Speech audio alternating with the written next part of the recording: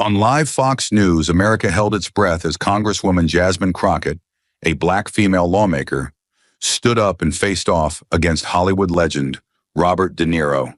No shouting, no theatrics. With just a simple hand gesture, she exposed his double standards, sending De Niro into visible panic. The entire studio froze. No one could believe what they were witnessing. What was in that clip that made a Hollywood icon fall silent in front of the truth? Stay with us. This is a story worth every second of your time. The lights inside the Fox News studio were blinding, but not enough to hide the tension hanging thick in the air. This wasn't just another political segment. It felt like the beginning of a showdown. The backdrop gleamed in conservative reds and blues, the logo spinning slowly behind the desk, as if daring any Democrat to step onto their turf. It was a stage designed for confrontation, and everyone in the room knew it. The network had invited Robert De Niro, not just as a Hollywood legend, but as a vocal Trump critic, someone who never shied away from controversy. He came dressed in a dark tailored suit, walking slow, deliberate, with the confidence of a man used to controlling the narrative. Cameras zoomed in as he took his seat, adjusted the mic, and scanned the room with eyes that had stared down mob bosses on screen, but were now focused on a very real political opponent, Congresswoman Jasmine Crockett. At first, the host asked soft questions about De Niro's latest film, a gangster epic set to release next month. He played along, answering with charm and wit. But then came the pivot. With no cue, no warning, he leaned forward and changed the tone of the conversation.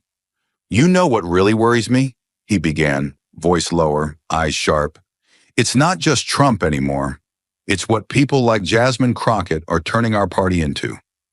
The studio fell into a stunned silence. The audience blinked. Was this happening live? De Niro continued, calm but cold. "She's loud, and I don't mean passionate. I mean disruptive. Always looking to pick a fight. Always bringing the drama when we should be bringing the facts. It wasn't a difference of opinion. It was a direct, unprovoked character assassination. Then came the real gut punch. She thinks shouting down Republicans makes her brave," De Niro sneered, "but all it does is make us look divided and out of control." He didn't say her name again, but he didn't have to. Everyone watching knew who he meant. He was referring to the viral moments where Jasmine Crockett had clashed head-on with the likes of James Comer and Marjorie Taylor Greene.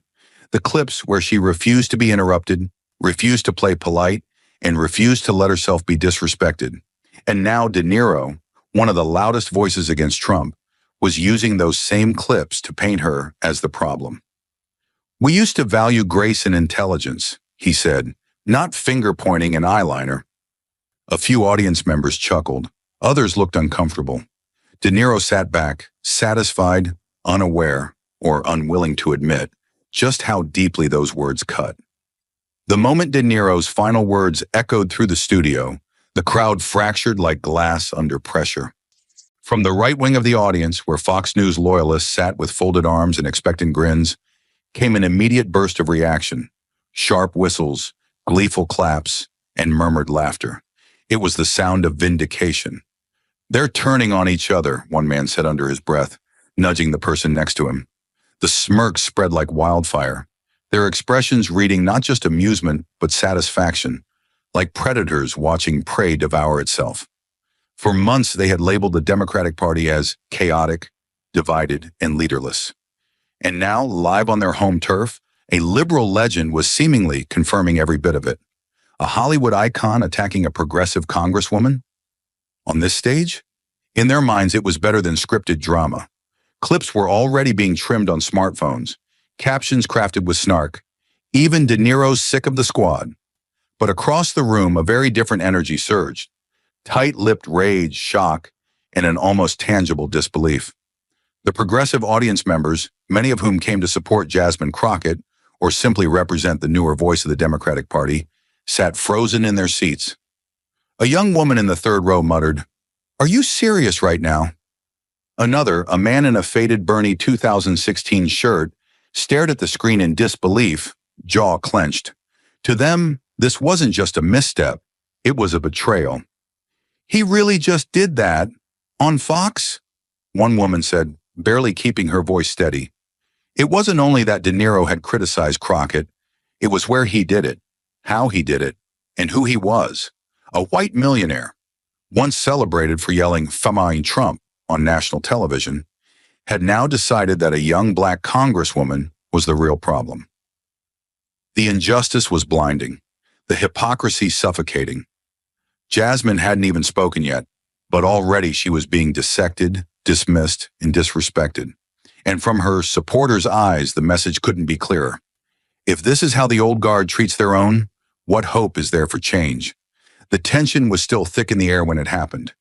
Jasmine Crockett stepped onto the stage, unannounced, unexpected, and utterly unshaken. There was no applause, no pre-recorded cue, no camera pan, just the soft, deliberate sound of her heels against the studio floor as she moved toward the center, like a woman who had just heard her name dragged through the dirt and decided to respond in person. She didn't glance at the audience. She didn't look to the host. Her eyes were locked on Robert De Niro, the man who had just criticized her on live television with the confidence of someone who thought she wouldn't be there to respond. But now she was, fully present, fully composed. Her outfit spoke volumes.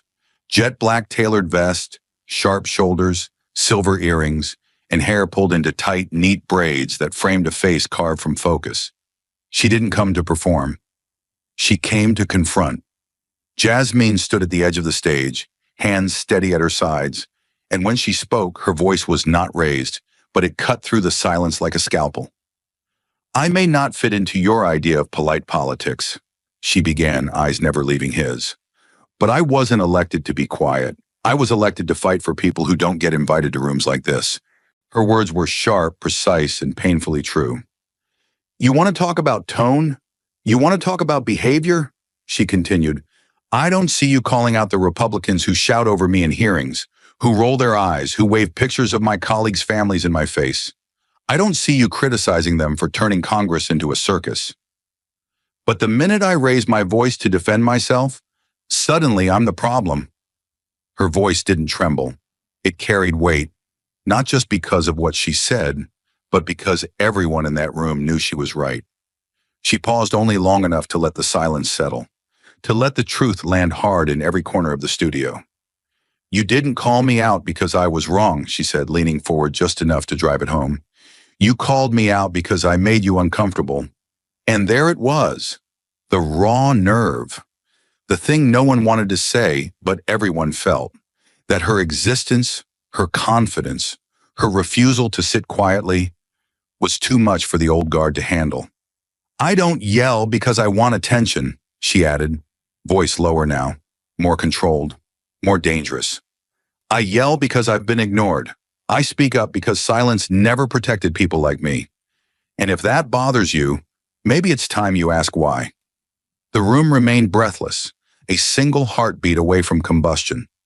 Jasmine Crockett hadn't just entered the conversation. She had flipped the entire narrative in under 2 minutes. And every person watching knew this wasn't just a response, it was a reckoning. The room was still hanging on every word, tension like a taut wire ready to snap. Jasmine Crockett stood firm, eyes locked, voice steady. But her next move wasn't emotional, it was surgical. She shifted from fire to fact. "Let's not pretend this is about decorum," she said, pausing just long enough for the audience to feel the weight of what was coming. "Let me remind you, on record, what actually happens when I speak up in Congress." Her tone tightened, not louder, just sharper, like a blade being drawn. "During a House Oversight Committee hearing, Representative Marjorie Taylor Greene looked straight at me and said, and I quote, 'I think your fake eyelashes are interfering with your ability to understand what's happening.'" Her voice didn't crack. She didn't flinch. She just let the words hang there, ugly and real. There was a slight stir in the crowd. Some shifted in their seats. Others looked away. Jasmine continued, her delivery crisp, exact. "That wasn't a political disagreement. That wasn't about policy. That was personal. That was an insult wrapped in misogyny and racism hurled at a sitting member of Congress on national television." She glanced at the cameras, then back to De Niro. "And when I called it out, when I dared to respond and defend myself, I wasn't applauded. I was labeled aggressive, combative, even unhinged by certain media outlets. She held up a hand as if anticipating the next rebuttal. So let's be clear. I'm not out here throwing tantrums. I'm standing my ground in rooms that were never built for me. The crowd was still reeling from Jasmine's last words when she paused, letting the weight of her silence tighten the grip on the room like a closing fist. Her voice had been sharp, her arguments precise, but now she was about to draw something deeper, a card no one saw coming. She slowly turned back toward De Niro, her eyes calm, calculating, and without raising her voice, she said, "You know, there was a moment that told us everything we needed to know about whose anger is allowed, whose voice gets applauded." The studio lights reflected off her braided hair as she took a single step to the side, clearing the space behind her. "Tony Awards 2018, she said evenly, not with bitterness, but with a clarity that cut like ice. "You walked on stage, looked America in the eye, and screamed, 'I've Trump.' You didn't whisper it, you shouted it. And what did the room do?" Her lips curled slightly, not into a smile, but something more dangerous. Certainty. "They stood. They clapped. They called you a hero." She didn't add drama. She didn't draw it out. Instead, with all the confidence of someone who had nothing left to prove, Jasmine turned her head toward the production booth. She didn't speak into her mic. She didn't gesture wildly. She simply raised her hand and made a small circular motion with her fingers, like a director calling action. The cue was unmistakable. The control room hesitated for half a beat, caught between protocol and awe. Then the LED screen behind her flickered to life. The studio dimmed just enough to throw the audience's focus forward, where the past was about to confront the present. No one moved. Even De Niro leaned forward slightly, confusion, or was it fear, settling into his posture. Jasmine stood still as a statue, eyes forward, her silhouette framed by the cold light of the screen. She didn't need to narrate. The footage was about to speak louder than anything she or anyone could say. And once it did, there would be no walking it back. The screen burst to life with a clean, dramatic flicker. And in the darkened studio, all eyes snapped forward. What appeared wasn't a smear or taken out of context. It was the full clip. Unedited, unfiltered, undeniable. Robert De Niro, dressed in a sharp black tuxedo, stepped onto the stage of the 2018 Tony Awards like a general, arriving at a war he'd already won. The camera caught the pride in his stance, the way his chest swelled as he reached the microphone. And then he said it, no hesitation, no preamble. He leaned in and shouted, "Fuck Trump!" The words blasted from the studio speakers with full clarity, hitting the current audience like a punch they didn't see coming. And on the screen, the crowd went wild. The audience at Radio City Music Hall leapt to their feet as if they'd been waiting all night for that exact moment. Men in suits, women in gowns, actors, producers, Broadway legends. They roared, clapped, whistled, some even laughing with joy. The ovation wasn't polite, it was thunderous. The camera panned to celebrities mouthing, "Wow," others nodding in admiration, and one visibly mouthing back, "Respect." It was celebration. It was spectacle. It was a man being crowned, not condemned. And the applause just kept coming. But back in the Fox News studio, the contrast was brutal. No one clapped here. Not a whisper, not a murmur. Just thick, heavy silence.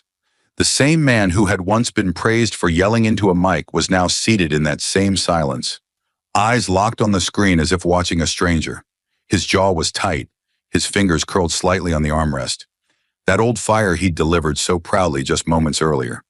It now echoed across the room like an accusation.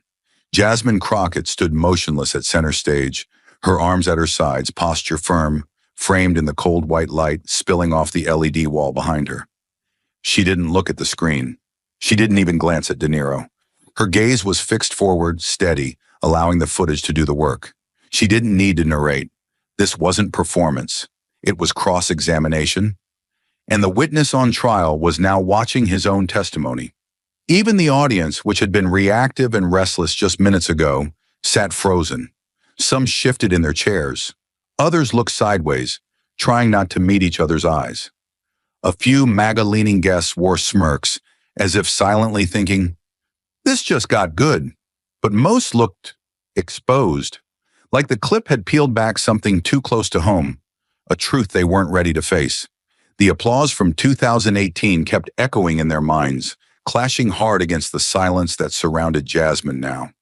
It wasn't just about what De Niro had said, it was about what had been allowed for him and denied to her. And just as the final echoes of applause from the 2018 clip faded into the air, it happened. Robert De Niro snapped. His face, once composed and carved with theatrical confidence, twisted in visible discomfort. His jaw tightened, and in one sudden, unguarded movement, he lurched forward from his chair. "Turn it off," he barked, his voice louder than it had been all night, raw, cracking at the edges. "Turn that damn thing off, now!" He jabbed a trembling finger toward the screen like it was a threat, like his own past words were betraying him in real time. His body shook, not from passion, but from panic. The man who once stood on a national stage, fists raised and defiant, was now pointing wildly at a monitor, demanding silence from a truth he himself had once screamed. The studio froze, not in awe, but in shock. The audience had never seen this side of him. Not the legend, not the fighter. This was something else. Fragile, defensive, unraveling. Jasmine didn't move, didn't flinch. She remained centered, still framed in the cold glow of the fading screen, her expression unreadable, her silence more powerful than any rebuttal. The clip had said it all, and De Niro's meltdown was only adding punctuation. In this moment, the hypocrisy wasn't just revealed, it was embodied. Here was a man once hailed for roaring against power, now unable to endure the sound of his own rebellion reflected back at him. The double standard had come full circle, and under the lights of live television, Robert De Niro wasn't the prosecutor anymore. He was the exposed. The reckoning wasn't loud, it was surgical, and it had already landed. As the screen behind her faded to black and the last echo of De Niro's infamous "Fuck Trump" dissolved into silence, Jasmine Crockett stood still. The moment lingered, not rushed, not dramatized, just raw and suspended in time. De Niro remained frozen halfway out of his chair, his hands still in the air like a man caught mid-collapse. Not physically, but in pride. His face had lost its color. His eyes darted across the studio, searching for control, for dignity, for a way to undo what had just unfolded in front of millions. And yet Jasmine didn't speak, not immediately. She waited, letting the discomfort hang in the air like smoke after a fire. She wanted them all to feel it, not just him, but everyone watching. Then, with composure that was colder than fury, she stepped forward and faced him. Her voice was measured, not loud, not theatrical, just deliberate, like each word had been honed for this exact moment. "Fascinating," she said quietly, but with unmistakable sharpness. "When you shout profanity on national television in a tuxedo, it's called brave. It's celebrated, applauded, a standing ovation. You're a hero." She paused, letting each sentence cut deeper than the last. "But when someone elected to serve the people, speak up in a hearing, raise my voice to defend myself against mockery and disrespect, suddenly I'm called loud, aggressive, unhinged, too much." She didn't move closer, but her voice did, closing the distance like a blade sliding between armor plates. "You say you've spent your life fighting injustice. Then tell me, why is it that the moment a woman like me speaks truth to power, you can't sit through 30 seconds of your own words?" Her gaze locked onto his with an intensity that didn't need volume to be commanding. "That clip didn't twist your message. It didn't edit you. It showed you exactly as you were, unfiltered, angry, standing tall against something you hated, and everyone clapped." Her tone dropped slightly, like a weight being lowered onto the chest of the room. "I did the same. I stood up. I pushed back. But I didn't get applause. I got headlines calling me toxic, got people asking whether I even belonged in the room." She turned, half facing the audience now, widening the lens. So I have to ask, what's the real difference? Is it the tone, the volume, or is it the uniform? Her voice hardened. Is it because I'm not wearing a tuxedo? Because I don't have a spotlight or two Oscars sitting behind me? Then she faced him again, slowly, like a closing door. Is that what makes my voice less valid to you? Each word was like a gavel, echoing through the studio with surgical rhythm. Because I don't look like you? Because I don't come from your world? Because I don't walk onto stages? I fight to be allowed to stay in the room? She stopped there, not because she ran out of things to say, but because she knew the silence after her words would say the rest. The power didn't come from raising her voice. It came from refusing to shrink. In that moment, Jasmine Crockett wasn't just defending herself. She was tearing down a hierarchy built on who gets to be angry and who gets to be admired for it. And De Niro, for all his legacy, had no answer. De Niro's mouth opened as if instinctively, his body leaning forward like he was reaching for the threat of a rebuttal. But nothing came. No clever retort, no sharp counter, just a dry silence hanging between his parted lips and the mic in front of him. His face was flushed, not with the fire of righteous anger anymore, but with the dull red of someone realizing, too late, that the ground beneath him had shifted. His eyes darted across the studio, scanning the audience, looking for affirmation that wasn't there, looking for a lifeline, but none came. He adjusted his suit jacket with shaky hands, perhaps out of habit, perhaps to steady himself. But the room had already moved on from him. Jasmine had turned. She didn't need to watch him struggle. She'd made her point, not through rage or volume, but by holding up a mirror he could no longer look into. Now facing the audience, Jasmine Crockett stood alone beneath the studio lights. But there was nothing small about her. She didn't puff up, didn't bask in the moment. She simply stood, like a pillar, grounded and unshakable. Her voice came steady and low, but its weight filled the entire space. "Let's be honest," she began, her eyes scanning rows of still, silent faces. "This was never about volume. It was never about decorum. It's always been about power, about who is allowed to raise their voice in this country and who gets told to sit down when they do." Her words didn't lash out. They landed like truth dropping onto concrete, solid, undeniable. He yelled a "fuck Trump" in front of millions, and they called him brave. I speak with conviction during a hearing where I was insulted to my face, and I get called unhinged. She paused, not to let the drama build, but to let the contradiction settle. "So I want you to understand something," she continued, voice unwavering. Not a single syllable softened to make anyone more comfortable. "I didn't come here to be agreeable. I didn't show up to play the role someone else wrote for me. I didn't accept this invitation to prove I can behave." She took a step forward, not for effect, but for emphasis, as if every inch of movement was a statement in itself. "I came here to remind this country that truth doesn't need to be dressed in a tuxedo to matter. It doesn't need an Oscar. It doesn't need permission." Her eyes scanned the room once more, not defiant, not pleading, just clear, unapologetically clear. And then came her final blow, not shouted, not rushed, but etched into the moment like stone. "I'm not here to be palatable. I'm here to be heard. Because truth isn't about how pretty it sounds, it's about how deeply it lands." She didn't drop the mic. She didn't flinch. She simply stood still, letting the weight of her words do what 100 headlines couldn't. Flip the script. In that room under those lights, Jasmine Crockett didn't just win an argument. She reclaimed the space, without apology, without theatrics, and without needing anyone's permission to speak. And in doing so, she reminded everyone watching, silence isn't strength. Speaking, even when you're not expected to, is. And then, like the final snap of a taut wire, the silence broke. At first, it was just one person. A soft, tentative clap from the far left side of the studio. A young woman, likely in her 20s, hands trembling slightly, stood and clapped twice before others joined in. Then another, and another. Within seconds, the sound spread like sparks catching dry grass. The applause swelled, hesitant at first, but growing bolder. Not like a concert ovation, but like the sound of a room slowly realizing that something honest, rare, and real had just happened. It wasn't polite, it was cathartic. Kind of clapping that comes from a deep, shared release. From seeing someone finally say what others only dared to whisper in frustration. Jasmine didn't look surprised. She didn't nod or acknowledge it.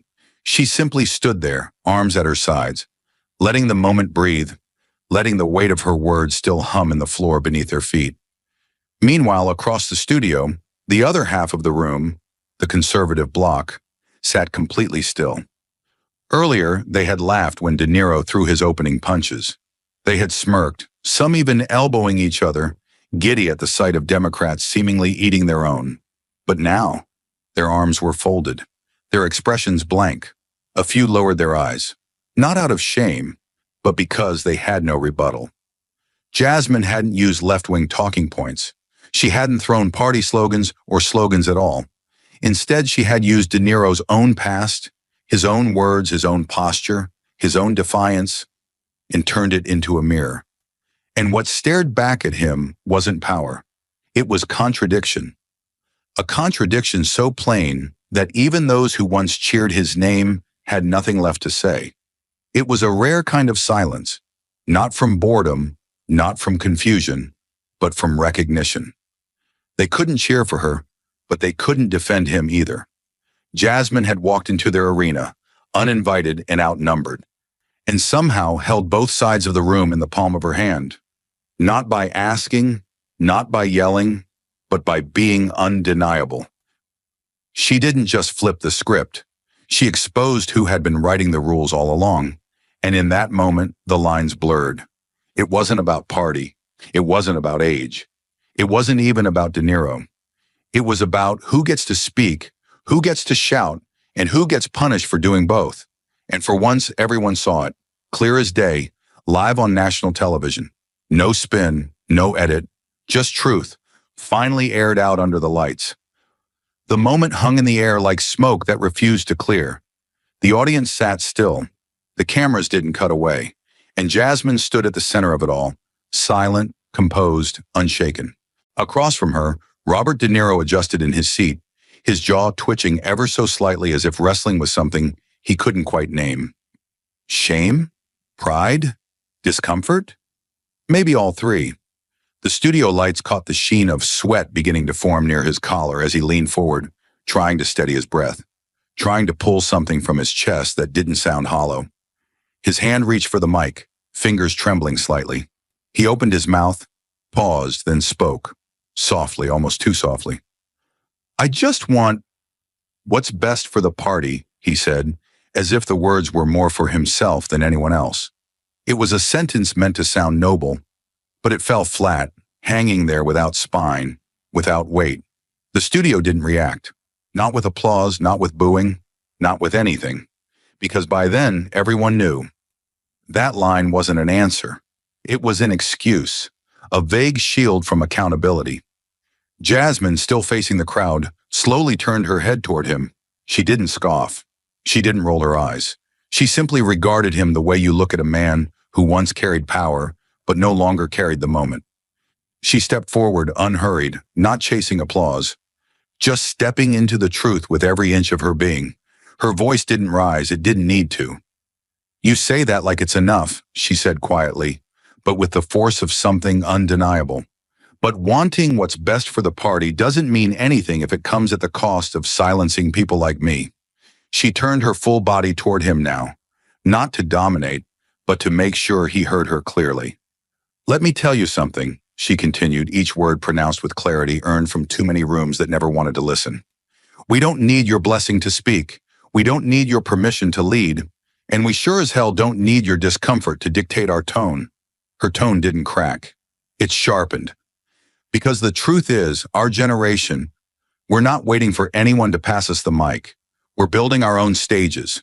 She took a final step forward, slowly, deliberately, her presence unmistakably filling the space without a single raised voice. "We will not go silent just because our voices don't come dressed in tuxedos, or gilded in Oscars, or seasoned in Hollywood applause." She glanced back at the crowd, then toward the cameras, letting her words reach beyond the studio walls. We are loud because we've been ignored. We are fierce because we've been underestimated. And we are rising, not to please anyone, but to be heard. Then she stopped. No smile, no grand gesture, just silence. The kind that follows truth when it's been spoken with nothing left to prove. And in that moment, Jasmine Crockett didn't just finish a debate. She closed a chapter on who gets to lead, who gets to speak, and who decides whose voice matters. The studio lights had barely cooled, but the internet was already on fire. Within moments of Jasmine Crockett's final words echoing through the broadcast, truth doesn't need a tuxedo to have value. The clip was live on social media. First, it was a screen recording. Then came an official segment from the network. But before the control room could even line up the outro music, the hashtags had already begun. Crockett claps back. Let her speak. Oscars can't save you. The posts weren't just fast. They were relentless. Users across the platforms began reposting her mic drop moment with captions like, "That's how you dismantle a double standard." She dragged him without ever yelling. This is the future of the Democratic Party, and it's not wearing a tux. Clips flooded TikTok, some with dramatic violins, others with courtroom suspense music, others cut in black and white like a historical film. One especially viral post looped the moment De Niro shouted, "Turn it off," right after Jasmine calmly said, "Interesting. When you curse, it's called courage." That 6-second clip hit 1 million views in under an hour. On X, progressive accounts began calling Jasmine the voice, Gen Z's hammer, the real resistance. One user wrote, "She didn't just clap back, she reset the entire conversation." Dozens of accounts changed their profile names to "Let Her Speak." Fan edits showed her face over scenes from The Gladiator and Aaron Brockovich. And then there was De Niro. His name was trending, but in an entirely different context. The tone wasn't celebratory, it was uncomfortable. While a few longtime fans tried to defend him, he meant well. He's still a legend. The internet wasn't buying it. He got wrecked with his own words, one post said bluntly. Split screen, 2018. De Niro yelling "Fake shut Trump" versus 2025. De Niro yelling "Turn it off." Robert De Niro just learned that when the revolution grows up, it doesn't always look like you. He can't claim to be the voice of rebellion while silencing one. A strategist quote tweeted, "This is why Gen Z won't wait their turn. We know how to use a mic." The generational divide became impossible to ignore. Jasmine's support base, younger Democrats, progressive organizers, voters under 40, rallied in full force. They weren't just cheering, they were declaring her symbolic of a larger shift. We've spent years being told to wait, to tone it down. She didn't, and she made the room hers, wrote a viral thread from a black activist in Detroit. Meanwhile, op-eds started forming within hours. Headlines teased, Crockett versus De Niro, the moment that split the left. The end of deference, how a 34-year-old congresswoman redefined political voice. And amidst all of it, one comment floated to the top, pinned by thousands of likes. She didn't ask for the mic, she took it, and she used it better than anyone in that room. Would you like me to continue with the media aftermath? Cable news coverage, late-night reactions, or party response? I can write it in the same tone and energy. As the digital wave continued crashing across platforms, the airwaves picked up where the internet left off. Newsrooms scrambled. Producers cut new promos. Talk shows rearranged panels, just to discuss the moment now being dubbed the studio standoff. But even before sunrise, the analysts were already at odds. On one side, the cautious veterans, political consultants, legacy commentators, the wait your turn crowd. On cable news, a gray-haired strategist muttered, "She's sharp, no doubt, but she came in hot. That kind of energy turns voters off." Another added, "Jasmine is a force, but sometimes force needs breaks." You don't win the long game just with fire. You need finesse. Words like too passionate, too personal, undisciplined floated between sound bites. No one said it outright, but the subtext was deafening. They admired her intellect, but questioned her delivery. A judgment rarely, if ever, applied when the speaker is older, male, and white. But across the screen and across a generational divide came another voice, and then another, and then a wave. A younger analyst on MSNBC looked straight into the camera. Let's be honest, what made them uncomfortable wasn't her tone. It was that she took control of the narrative in a room where she wasn't expected to.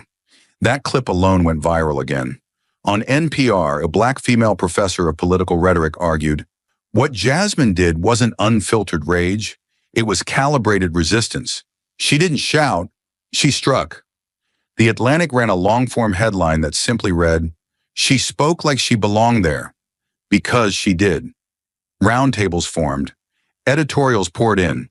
One op-ed in the Washington Post said, if Jasmine Crockett were a white male senator from Massachusetts, this would be called a masterclass in debate. Rolling Stone's headline read, Jasmine just gave Hollywood the civics lesson it forgot. A Sunday anchor asked bluntly, if De Niro had shouted down a Republican, we'd call it iconic. But he interrupted a woman defending herself, and now we call her too intense? That question echoed across both screens and social feeds. What unfolded wasn't just a media reaction. It was a reckoning, a cultural collision between old models of respectability and a new reality of unapologetic voice. Jasmine wasn't just in the headlines. She was becoming the headline. And whether analysts praised or scolded, one thing was certain. No one could ignore her anymore. She had demanded space and taken it without ever raising her voice. And now the whole country was raising theirs about her. Yet as pundits spare and hashtags climb, a deeper fracture yawns inside the Democratic Party. A raw, generational fault line that no spin room can plaster over. In private email chains, veteran strategists call it a messaging hiccup. But in backhaul whispers, it feels more like a hostile takeover. Old guard power brokers, the ones who still measure influence by cocktail party invites and Sunday show bookings, sense their grip loosening each time the clip of Jasmine Crockett flashes across a phone screen. They traded fax machines for Twitter, but never imagined the platform would elevate a 30-something congresswoman into a national avatar of unapologetic dissent. Every replay of her confrontation with De Niro is a reminder that the gatekeepers no longer control the gates. The party's youth wing sees an open door. The elders see a breach. Donor circles fret about optics. Campus organizers celebrate authenticity. What the Beltway calls drama, the streets call correction, and the longer the clip circulates, the clearer it becomes. This is not merely a skirmish. It is a transfer of power conducted in full public view. Jasmine Crockett stands at the epicenter of that transfer, embodying a trifecta long told to wait its turn, young, female, and black. She does not speak in the measured cadences of polished consultants.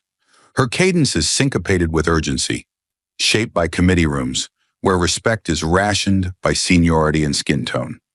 She learned early that silence is often interpreted as consent, so she treats every microphone like a lifeline thrown to people back home who never get airtime. When she walks the marble corridors of the Capitol, she is trailed by aides live streaming her steps, because transparency has become her armor. Older colleagues call it showboating. Younger activists call it survival. She knows that each time she refuses to yield the floor, another barrier splinters, one that said only certain accents, certain suits, certain pedigrees may command national attention. She has made it her mission to speak with the volume history denied her ancestors. When the cameras roll, she does not soften vowels around edges, she sharpens them. That sharpness is both sword and shield, carving space while deflecting the daggers of dismissal. For the party's elder icons, the spectacle is unsettling, an inversion of the hierarchy they spent decades climbing. De Niro, hailed for roaring "Fuck Trump" on a velvet stage, suddenly finds his brand of resistance outdated, even quaint. Hollywood progressives who once set the tone with award show monologues now watch their applause lines repurposed by a generation that grew up live streaming protests, not red carpets. Senators in bespoke suits mutter about decorum while scrolling through trending tabs that refuse to die down. Think tank veterans draft memos urging message discipline. Yet every draft leaks before breakfast, dissected by teenagers on Discord. What once felt like a proud lineage, marchers of the 60s handing the baton to artists of the 90s, now looks more like a baton wrestled mid-stride. And in that wrestling match, the old guard discovers an uncomfortable truth. Reverence has a shelf life. Respect must be renewed, not presumed. The roar of a past rebellion can become background noise when a fresher voice commands the stage. Inside the Capitol, the tension is tactile. Elevator rides where senior members avert their eyes. Caucus meetings where whispers pause as Jasmine enters. Young staffers exchange covert thumbs up when she walks by. Older aides clutch briefing folders a little tighter. In the Democratic cloakroom, someone jokes, "The party needs a referee, not a whip." Policy wonks fret that the spectacle distracts from legislation. But junior reps counter that legislation was already stalling long before Jasmine raised her voice. The Congressional Black Caucus quietly applauds her spine, even while cautioning her about cross-committee alliances. Progressive caucus Slack channels explode with gifs of her mic drop. Moderate blue dogs circulate talking points on tone. Lobbyists hover, uncertain which handshake carries tomorrow's influence. And through it all, Jasmine keeps moving. Because stillness, she knows, is surrender. Beneath the headlines lies a ledger of inequities that fuel her fire. She has been called shrill for asserting rules of order, combative for citing parliamentary precedent, performative for daring to express visible emotion. When a male colleague pounds the dais, it is passion. When she raises an eyebrow, it is attitude. Reporters ask if her hairstyle is too informal, yet never question a senator's disheveled tie. Donors whisper about electability, a coded synonym for palatability to suburban sensibilities. She files the slights away, not as wounds but as evidence, receipts of a system calibrated to muffle voices like hers. Those receipts become ammunition, each one a reminder that progress is rarely gifted, it is extracted. So when she stands before a camera, she is not one woman, she is the accumulation of every door that closed before she could knock. And every word she speaks is an invoice, sent back to history, marked overdue. Her philosophy is disarmingly simple. Deference is not diplomacy if it costs your dignity. She will negotiate on policy, but not on personhood. Icons are to be honored for their contributions, not exempted from critique. If respect is mutual, she extends it. If it is weaponized, she dismantles it. That approach unnerves colleagues who built careers on incrementalism, who believe timing is a strategy, not a tactic. But Jasmine sees time differently. Every day a constituent goes unheard is a policy failure. Waiting is a privilege she was never afforded, so she refuses to prescribe it to others. And in a party that prides itself on Big Ten inclusion, she has become the living audit. Measuring rhetoric against reality, her presence asks an uncomfortable question. Is the tent expanding, or is it just stretching to accommodate egos? In the end, the so-called drama is less a feud and more a litmus test for the party's future. Will leadership embrace a landscape where microphones no longer pass down, but pass around? Will legacy voices learn to share bandwidth with the very people their speeches claim to champion? Jasmine's clash with Niro crystallizes that choice in high definition. She is not an outlier. She is a preview. For every Jasmine on the floor today, there are dozens watching from city councils, state houses, community boards, waiting to see if courage is punished or promoted. If the party sidelines her, it risks telling an entire generation that authenticity is expendable. If it uplifts her, it signals that conviction need not come packaged in vintage suits. Either way, the torch is moving. The only question is whether the elders will pass it with grace or have it pried from hands grown too comfortable in the spotlight. The lesson, as indelibly carved into the public consciousness by that unforgettable evening, is one that refuses to be ignored. It reverberates far beyond the confines of a television studio and echoes deep within every community that has ever been told its voice is less valuable than the glitter of accolades. No one, not even the most celebrated among us, holds an exclusive right to speak. The microphone, symbolic of power and influence, belongs equally to every individual who dares to hold it up for the sake of truth. In that charged moment, when Jasmine Crockett stood before a nation, her voice emerged not merely as an instrument of protest, but as a declaration. Words and convictions cannot be monopolized by reputation or history. For too long, society has bestowed privilege upon those who have amassed awards, who have graced silver screens and red carpets, and in doing so, has silenced countless others who struggle and fight to protect their communities. The world witnessed that on stage, where the very act of speaking became a battleground, exposing a hierarchy built on age, fame, and the hollow weight of prestige. It was not the volume of one's speech that determined its worth, but the courage with which it was delivered, the honesty that underpinned every syllable, and the fervor with which one defended those too often marginalized. Integrity, it turns out, is not measured by how long one has been in the spotlight, but by the resolve to stand by the voiceless, even when the cost is personal disgrace. This truth, raw, uncompromising, luminous, sent tremors through the established order. A seismic shift that unsettled those accustomed to dictating who may or may not speak on matters of public concern.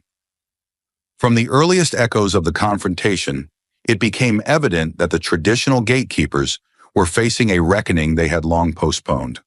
The star-studded luminaries, draped in accolades and laurels collected over decades, believed they possessed an inherent right to command attention and define narratives with impunity.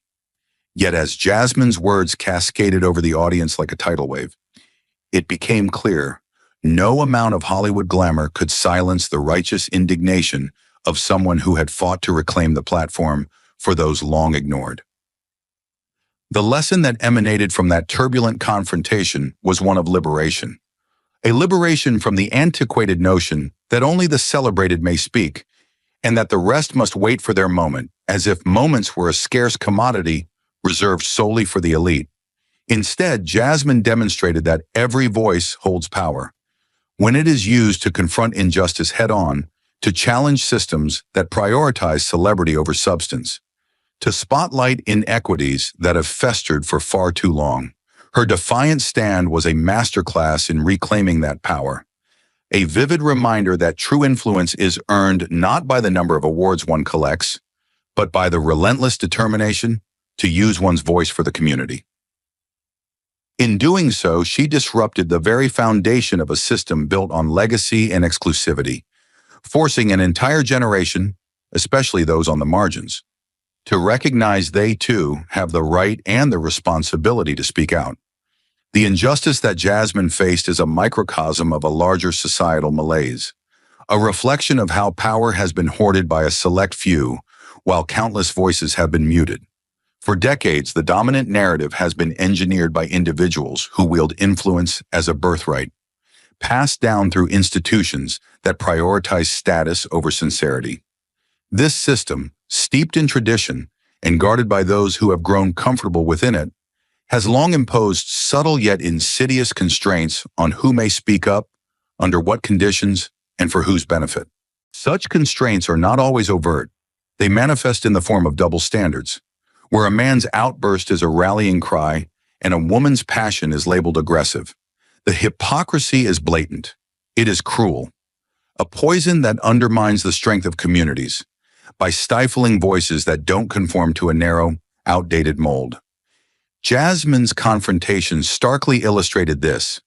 When you measure the value of a person's voice by age, by awards, by polish, you lose sight of the truth.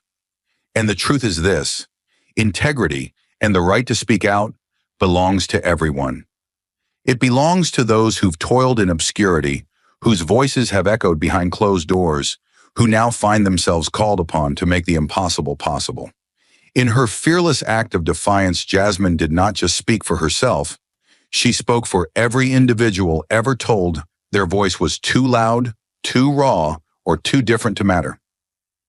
The story does not end with a simple triumph over established authority. Rather, it is a clarion call for a broader, systemic change that challenges the very ethos by which public discourse has been governed. The fundamental message is clear. Power is not an inheritance, nor is it a commodity to be hoarded by those with higher social standing or more prestigious accolades. Power is a dynamic, evolving force that grows stronger with every individual who dares to defy the status quo. When a voice rises in protest, it is not the fame or the trophies that determine its worth. It is the sincerity with which it articulates the struggle and the unyielding commitment to the community it represents. This realization is a bitter pill for the old guard, who have long relied on their accumulated prestige as a buffer against criticism. Their fallacy, that enduring respect is solely the province of those who have a storied past, shatters in the light of a new era where authenticity and moral courage reign supreme. In this new landscape, every shout for justice is not an act of rebellion, but a necessary demand for equitable recognition. Every call to protect and uplift the disenfranchised is not a challenge to tradition, but an affirmation of a universal human right, the right to speak truth to power regardless of one's age or background. Jasmine Crockett's message, both in its content and in its delivery, underscores the urgent need for this paradigm shift. She pointedly dismantles the notion that success is measured by the brightness of one's accolades or the longevity of one's career. Rather, success is quantified by the lives you touch, the injustices you correct, and the communities you empower. Her performance on that stage was not just a retort to a specific instance of derision. It was a vivid demonstration that credibility is built on the relentless pursuit of justice and the consistent willingness to stand up for those who cannot stand up for themselves. It is a testament to the fact that integrity is not a byproduct of accolades or a reward for conformity. It is an active, deliberate choice that requires one to challenge the entrenched systems of power and to speak out even when the cost is personal and profound. Her lesson is a seismic jolt to the established order, a reminder that true leadership does not dwell in the echo chamber of inherited fame, but in the transformative power of accountability, empathy, and unwavering resolve. As the nation absorbed the implications of that moment, the discussions transcended simple political debate and entered the realm of social consciousness. In classrooms, boardrooms, and community centers alike, people began to scrutinize the metrics by which influence had been measured for so long. They questioned why certain voices were elevated while others were systematically muffled, why courage was celebrated in one instance and condemned in another, and how the very structures of society could perpetuate a cycle of exclusion masked as tradition. Teachers used Jasmine's example as a case study on the evolution of public discourse, while activists cited her challenge as evidence that the fight for equality was not merely a political struggle, but a cultural one as well. Her defiance became a rallying cry among young people across the country, a call for a renaissance in which the ideals of justice, fairness, and inclusivity reigned over outdated notions of privilege. It was a clarion call for transformation, a bold statement that change is not only inevitable, but necessary for the survival of a society that claims to value freedom and equity. And as more voices joined the chorus, the message began to resonate beyond the confines of political debate, sparking widespread reflections on the nature of leadership, the true meaning of respect, and the enduring power of a voice that rises against oppression. This defining moment served as a powerful reminder to every individual who has ever been reminded that they must speak softly or remain silent altogether. It is a lesson that reverberates through the corridors of power, from the grand halls of Congress to the humble neighborhood gatherings, that the strength of a community is not measured by the volume of those who are already heard, but by the courage of those who dare to speak out. The legacy of Jasmine Crockett's confrontation is not written in the accolades of the past, but in the promise of a future where no one is forced to cede their right to be heard, where every voice, regardless of its origin, carries the weight of truth and the potential to ignite meaningful change. Her example is a beacon for the countless souls who have been marginalized, silenced, or overlooked.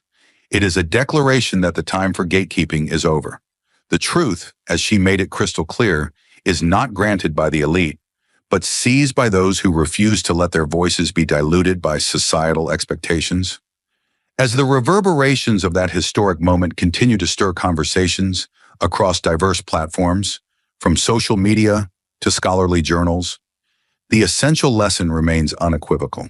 No one, not even the iconic, the revered, or the once celebrated, has the exclusive right to dictate the discourse. Every individual possesses the sovereign right to speak, to challenge, and to demand that their truths be heard. The true measure of integrity is not inscribed in the number of awards one can parade or the length of one's political career, but in the relentless commitment to defending those who have been rendered voiceless by a system steeped in tradition and inequity. Jasmine Crockett's confrontation has shattered the illusion that power is reserved solely for those already at the top. It has revealed that integrity is a quality forged in the fires of resistance, tempered by the determination to uplift a community even when the odds are stacked against you. Now, as the echoes of that confrontation spread across every corner of the nation, the message is unmistakable. The courage to speak out in the face of injustice is not a privilege granted by age, awards, or fame. It is a right inherent to every human being. And for every person who dares to challenge the status quo, the battle is not fought alone. It is a collective struggle, a shared journey toward a more equitable future in which every voice is recognized, valued, and celebrated. In this new era, where the old barriers are crumbling under the pressure of relentless authenticity, the microphone is no longer the exclusive domain of the privileged. It is the weapon of the righteous, the instrument of change, and the symbol of a movement that refuses to be silenced. In the end, the real-world lesson is both simple and profound. True integrity and the inherent right to speak does not come with the weight of established trophies or the comfort of a familiar stage. It comes from the relentless pursuit of justice, from every stand taken in defense of those whose voices have been relegated to whispers, and from the unwavering belief that every shout for freedom echoes in the hearts of those who are still waiting to be heard.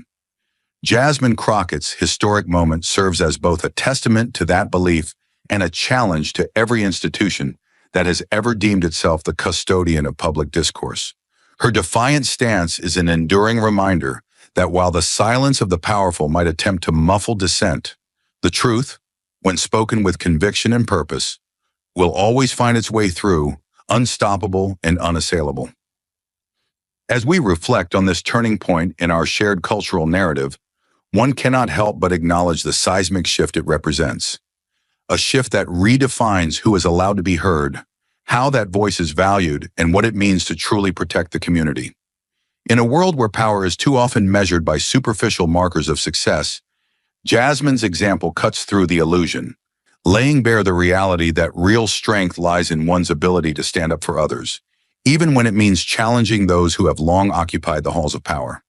It is a lesson that resonates not just as a moment of political theater, but as a clarion call for a more inclusive, just, and equitable society, a call that demands we all reconsider what it means to speak, to listen, and to act in defense of those who matter most.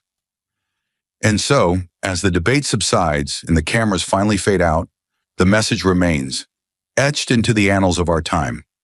No one can monopolize the truth, and no one's voice should be silenced by the weight of their own accolades. For in the end, the measure of a leader, of a community, and of a society is found not in the pomp of ceremony or the glitter of trophies, but in the unyielding resolve to stand by those who most need to be heard. This is the lesson of that historic night, a lesson of courage, of equality, and of a truth that rings as loudly as any rallying cry. Integrity and justice are the true marks of power, and they belong to every single one of us. As the echoes of that historic confrontation slowly fade into the background, the call to action begins to reverberate, an unmistakable summons for every individual who has ever felt marginalized or silenced. The reverberation of Jasmine Crockett's defiant stand challenges us all. It is time to step off the sidelines and reclaim the narrative from those who would keep us silent. Now more than ever, when injustice stares us down with cold, unyielding eyes, it falls upon us to turn that anger into action. No longer can we allow outdated hierarchies to dictate who may speak and who must remain unheard. Her courage is not meant to be an anomaly. It is a beacon, a rallying cry for every young person, every woman, every person of color, those whose voices have been suppressed by systems built on exclusion and indifference. Let her words not fade into the ether. Let them ignite a movement, a call to petition for reforms that ensure our rights to speak are never compromised. Share her story, discuss her message, and demand accountability from institutions that prioritize appearances over integrity. Now is the moment to mobilize, to gather in communities, to use every available platform to amplify our collective voice. It's time to transform outrage into organized action, to demand from our leaders policies that reflect the diversity and dynamism of our modern society. The battle for the right to be heard is not a solitary one. It is a shared struggle that unites us across generations and political lines. Rise up, join the chorus, and refuse to be silenced by indifference or inertia.